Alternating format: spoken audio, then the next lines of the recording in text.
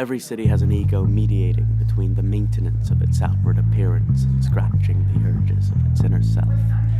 The Norwich with a church for every Sunday morning, and the Norwich with a pub for every night. Wine lends itself to both, as does art, poetry, music, and dance. However, a repetition of the sacrament of Eucharist has turned transubstantiation into a mere routine of reciting the same words every Sunday, lining up for the same white cracker and sip of red wine, and mouthing the words to the same hymns. So too must the art of today not become too attached to its own aesthetic traditions and contextual origins. When we say graffiti, we often mean the aesthetic of hip-hop graffiti, as it was developed on the walls and cars of New York subway stations. Masterpieces are pieces of colorful bubble writing that uses shading techniques to emulate a third dimension and quick tags coded in a stylized aesthetic that is almost indecipherable to passers-by. Historically, graffiti is a form of protest against a cultural geography of the city, where space is scarce and property relationships and restrictive policies increasingly determine voice and visibility. Norwich as a city has many identities. It is England's most complete medieval city. It is the city of stories and UNESCO city of literature, and home to 2 universities full of students attracted by the city's many cultural accolades, hoping to make their name there. It creates an interesting tension whereby Norwich aims to celebrate its deep historical and cultural heritage, while also being home to many young students interested in creating something new. The binaries of tradition and progress, archaic and contemporary, old and new, are muddled in such a place. These binaries, however, rarely back down without a fight. It is through protest, compromise, and reconciliation that keeps art, culture, and the identity of the city dynamic away from the stale repetition and unfeeling automation of the Eucharist in the 21st century. Graffiti as an art form, too, must adapt to its urban host. For if context is what creates graffiti, then simply mimicking its aesthetic would leave such a potent art form hollow, detached from the spatial defiance that defines it. There must be some form of symbiosis with street art and the street it inhabits. As the city evolves, so too must the art that seeks to represent it. We will examine Norwich's contribution to graffiti as an art form, analyzing the psychogeographical forces that constitute the rich, diverse, and surprisingly long-standing tapestry of graffiti culture in a fine city. Mainly, we will determine what stays, what goes, and which narratives are told, and how, in our city of stories. The Norwich Graffiti Improvement District is a subsidiary of the Norwich Business Improvement District. They enliven vacant and tired spaces around the city with dynamic, large-scale murals to the theme of City of Stories. Admittedly, the murals sponsored by this project are vibrant celebrations of Norwich's cultural history that evokes this enchanting feeling of walking into a storybook and history coming to life. Joey Lemesh's installation is particularly absorbing as the mural arches above you, and for a few seconds you're under a dreamy deep blue sky with Norwich's many battles to your left and right. Instead of colouring the buildings with the weary mustard colour that the cane stone gives many of the city's buildings, Lamesh has left the buildings blank, as if history is merely an outline for which an artist can use to evolve a city using art. I almost see it as an invitation for other street artists to paint over his own work, offering up an opportunity to continue the tradition of the city as palimpsest, with graffiti being another layer. An acknowledgement that his piece of work does not complete this wall, but only contributes to the lineage he is drawing upon and continuing. Yeah, I like this analysis. I think it's optimistic. This is the Norwich that I want to live in, a reflexively rebellious city that creates works of art that even protest its own existence and legality, a city that revels in ironic turmoil. The truth is that the Norwich BID is a marketing project that aims to increase revenue by selling Norwich as an identity. In their own words, Norwich BID is instrumental in developing innovative destination marketing campaigns and ideas that put Norwich at the front of mind for visitors, tourists, and businesses across the UK and abroad. Our campaigns look to reach potential visitors using a range of media. Norwich, the City of Stories, is one such marketing campaign that in some way seeks to dress consumerism in the alluringly nostalgic veil of cultural celebration. Our team is made up of people who have an intimate knowledge of our city's fabric, its history, architecture, shopping, food and drink, attractions, events, places to stay. You get the picture. We'll be bringing you inspirational and unmissable experiences, taking you behind the scenes, reviewing events and places before they open, and getting under the skin of what this city is all about. Am I being harsh? When one looks at the context of the art pieces on the Norwich BID website, it illuminates what parts of the city's literary history the murals are commemorating. Beautiful and vibrant, our cheeky dragon keeps an eye on the city. Dragons have been associated with the city since the Middle Ages, and inspired by the last snapdragon in Norwich, this mural also features wording on its scroll which was uncovered at the castle. There is something genuinely Norwich about these pieces of art, whether it is the artists who paint these murals, the stories they are telling, and obviously these paintings are tied to their location, tied to the city.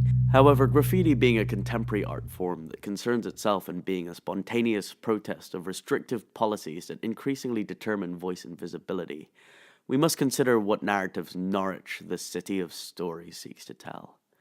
It's too clean, too idealistic, and uncritical of how the narrative of these stories are told. The problem is that the Norwich BID, being a marketing project, will obviously be reluctant to portray any aspect of Norwich that they cannot sell. This is a limitation of art that is commissioned from the top down. Literally, many of these murals are in places that the general public cannot reach, much like the idealized city that they are trying to portray. So, what of art that comes from the bottom up? This is the underground gallery, situated under the roundabout of St. Stephen Street. One piece of work that particularly stands out in the gallery is Devon Smith's piercing tribute to the late Sirguis Meges, a rough sleeper who died in the underpass back in 2015. Touchingly, it is one of the underground gallery's longest-standing pieces of art. It's a spotlight on a pervasive injustice within Norwich that one can ignore by merely pointing their nose up towards the romantic depictions of our city placed on rooftops difficult to reach. Just below the street, you can find Meges staring at you. You can even walk in the very spot he was found dead. It's not a portrayal that extorts sympathy or guilt. Meges is not depicted to be suffering especially hard in any way. Smith's painting is of a man in life forgotten, wanting to be seen. We can pretend that those out of work and on the streets contribute nothing, but this mural exposes the reality that these people are a part of the city. Smith's memorial doesn't only stand out in the underpass, but also among the line of works she is established for. Like the mural of Meges, much of her street art is centered around raising visibility for the homeless people of Norwich by painting the faces of real disadvantaged people. However, one of the distinguishing features is cardboard as her choice of canvas. To many, graffiti is a form of vandalism done specifically on the walls of public spaces. However, by removing the aspect of illegality from her form of graffiti, Devon Smith manages to protest the injustices of the existing property relationships of the city by way of contradiction of form and subject. It would be so easy to justify the removal of illegal wall murals by claiming they are breaking the law. However, Smith's cardboard paintings are fragile, ephemeral, and easy to dispose of, much like the faces painted on them. Are these paintings any less unsightly because there is a lack of monetary property damage? No. And now the ugly truth of Norwich's homeless problem is represented by the short lifespan of Devon Smith's easily blown-away cardboard portraits. After all, for many of the people Smith paints, flimsy pieces of cardboard are their very walls, and to disregard these paintings as not graffiti only serves to highlight the inequality of different people's living conditions in our city. Gentrification is the process of renovating and improving a house or district so that it conforms to middle-class taste, resulting in the increase of living costs within a city, further disadvantaging the working class and making it harder for the homeless to bounce back. While the Norwich BID aims to reinvigorate the city by relishing in the glory of Norwich's past narratives, it does so at the expense of the forgotten voices walking on the streets today. How can one reconcile the creation of commercial street art with the knowledge of its economic effects on the city's marginalized inhabitants? In a city where graffiti is being more widely accepted on our walls, being utilized to heighten their property value, perhaps it is the practice that needs to be treated with a touch of irreverence, to let go of the prestige of throwing up your name on a wall if it tips the scales against the poor. Devon Smith's works of art are not only a subversion of the narrative that the Norwich BID idealizes of the city's glorious mystical culture, it is also a subversion of the conventions of graffiti, reorganizing its structures of prestige in a touching tribute to those facing the reality of the streets of Norwich. Memorialization is not a new practice in graffiti culture, despite the ephemerality of these works of art being an established element in the art form, amplified in Smith's cardboard street paintings. When writing graffiti, there is an understanding that it can easily be painted over, removed, or have the very wall it rests upon be destroyed. Etched on the walls of Norwich Cathedral are contradictions that can be dated back up to 1500 years in the medieval times. Our green-sashed and humble tour guide Philip Tuckwood gave me the tour, decoding for us a visual shorthand of the abundance of scratches on the walls, this one belonging to 1602 during the Reformation era. That's a memorial. So if you were rich and powerful, this is what you had. Otherwise, this is what you had. Suddenly, the church wasn't merely the Eucharist anymore. An authentic sense of social totality felt more alive in this cathedral than I've ever felt in the rest of Norwich, bar when Bag of Cans played Badial Skinner and the Lightning Seeds as Three Lions football's coming home in Chapelfield Gardens after England beat Sweden in the World Cup quarter-finals. Right next to this grand tomb we were studying etching so faint our tour guide had to shine a flashlight just to see them. These crude markings that, on first glance, had the tactless spontaneity of public bathroom political discourse scribbled in biro. But like the detour I took into the underground gallery, here I was seeing them, observing them, studying them. I will never know who wrote this memorial or even who it was memorializing, but in this moment they were acknowledged. It almost feels like a trade-off between the transient name fame of tagging and throwing up today and the anonymous longevity of the stone tributes on the pillars. Like modern hip-hop graffiti, these memorials operate as a highly structured communication medium. Susan A. Phillips dissects the operations of this medium in her book, Wallbangin'. Graffiti as art and language similarly represents its own form of living literacy. It shifts and changes with its markers and settings. One must be literate in the symbols of its culture in order to read graffiti. It is clear that the longevity of graffiti as a communication medium exists in its semantic fluidity, and the diversity of meaning different cultures around the world and through time have lent to it. The study of these inscriptions is a field of analysis that suits itself to Norwich and Norfolk in particular. Due to Norfolk's abundance of medieval churches, over 650, more than any other county in England. In short, to practice graffiti in Norwich is to continue a tradition that can be found in the walls of one of Norwich's defining architectural structures. Of course, there is little evidence that the graffiti found in the streets today is a conscious homage to the graffiti of the city's many medieval churches. However, the unconscious psychogeographical influences affecting the graffiti of Norwich Cathedral are visible in Norwich today, at the very least in our desire to memorialize our deceased, whether it is through the acknowledgement of our forgotten voices painted onto cardboard, or an attempt to cement our status as England's first UNESCO City of Literature. What stays? What goes? And which stories do we tell? You might recognize these fluorescent pineapples everywhere in Norwich, even on your neighbour's bins, and possibly yours for the cheap price of £20. She didn't ask me to say that, but she was a big help on my project, so I thought, I'd give her some. They are the work of self-proclaimed middle-class vandal Ruth Knapp, curator of the aforementioned underground gallery. Breaking the implicit rule of anonymity within the graffiti community, Knapp's face and real name is highly prolific in Norwich's artistic community.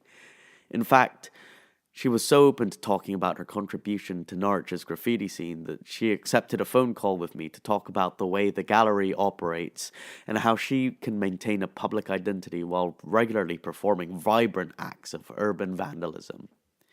I've been selecting them, any new ones that needed to be painted. I do get people approaching me, but quite often I'll just see something that catches my eye.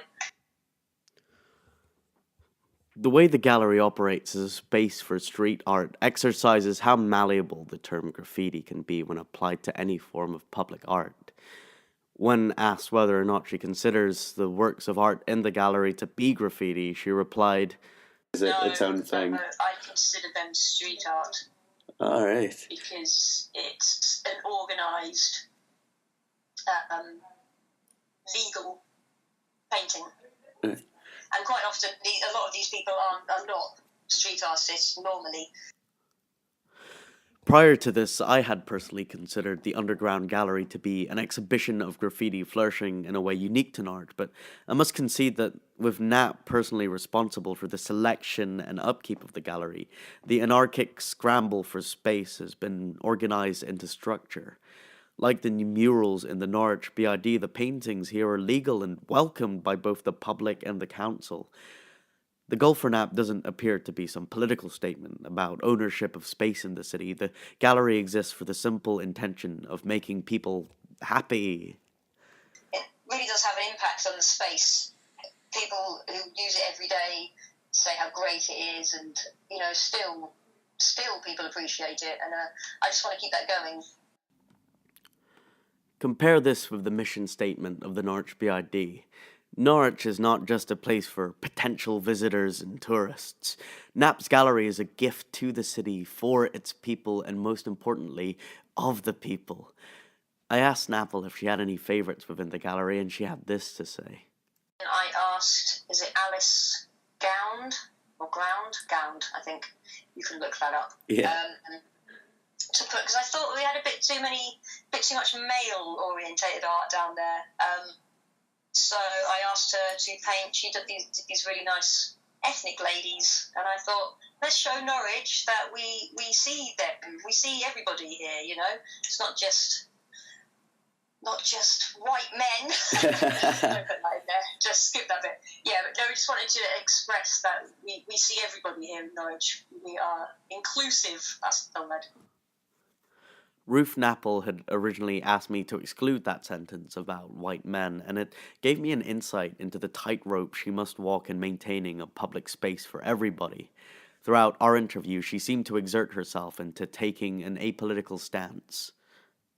Yeah, I mean, if you don't annoy too many people, I think you can just get away with it. I think it depends what stance you come from. If you're all like ACAB,